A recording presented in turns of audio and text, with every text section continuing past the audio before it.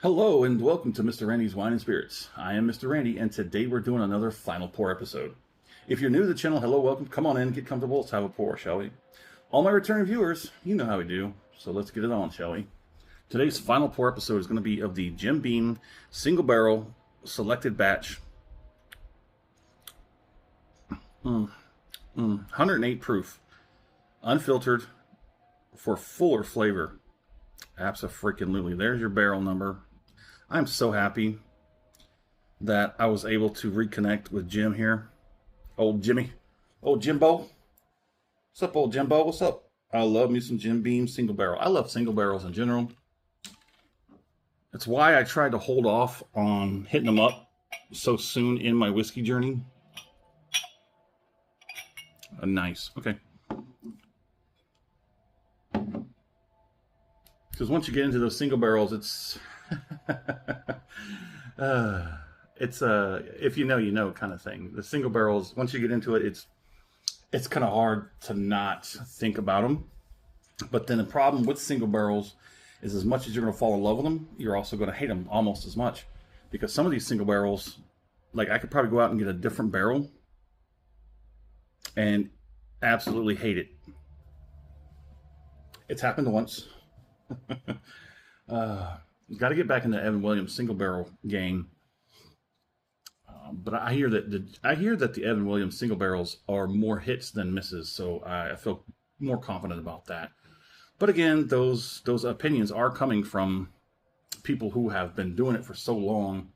They've, I don't want to say developed a little bit of snobbery, but I don't know. Hope we never get there. So let's get it on, shall we? Mr. Randy does a 3-part series. Part 1, off the rip. Sorry, get it home, crack it open, have my first pour. Share my first impression with you, because that's what we do. Part 2, full review time. We drink it down halfway. We put the cap back on it, put it on the shelf, let it sit for a week and a half, 2 weeks. There is a schedule. While it's doing that, I'm going to go online, try and find as much as I can. Most of the time, come back with next to nothing, but we still talk about it. I score it, continue to drink it, because Part 3, final pour episode, where we are today, we have the final pour compared to the first pour off the rip and everything in between. Set you over to that side. On the nose. The nosing has weakened quite considerably. I need to work that. Hold on, just gonna get some water. I've been drying out here lately. And then here comes the rain. It's kind of a dreary day today. I don't think we're going to top 80. I mean, the day is pretty much over anyway, so yeah. Plenty of cloud cover. We had a storm move in through this morning.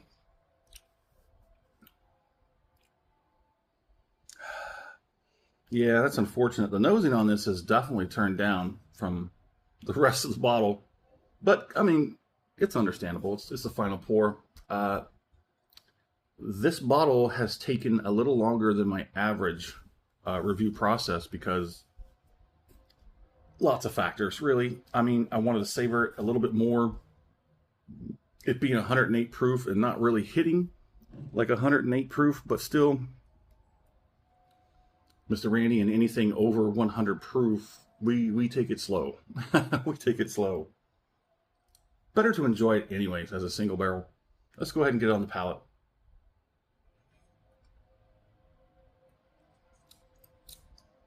Quite considerably amount of dryness, which is understandable, again, because final pour, 8 weeks now. Yep.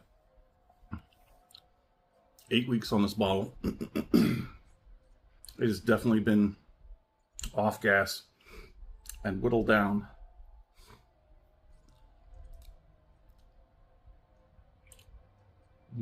We're gonna go ahead and move forward. Let's go to the second one.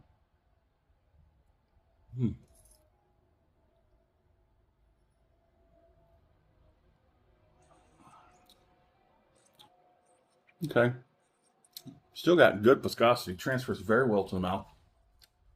The second palating was better. Still plenty of dryness.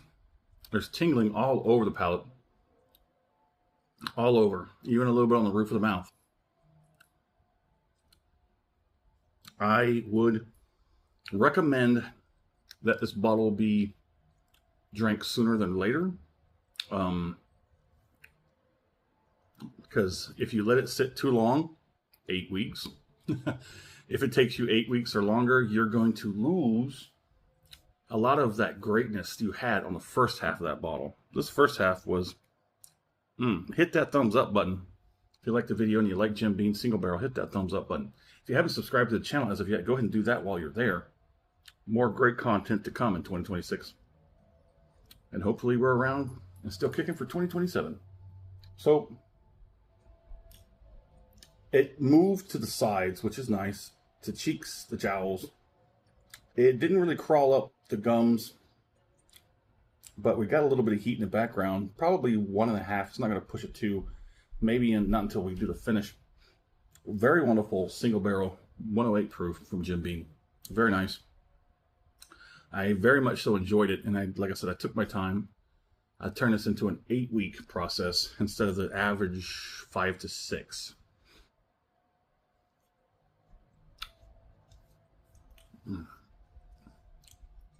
Okay. I think we're ready. Let's go do this finish.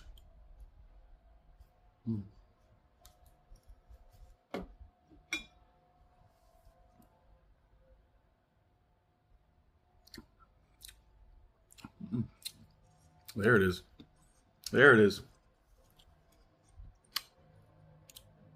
With a proper finish technique, you can extract some very delectable sensations out of libations. I use a Kentucky Chew.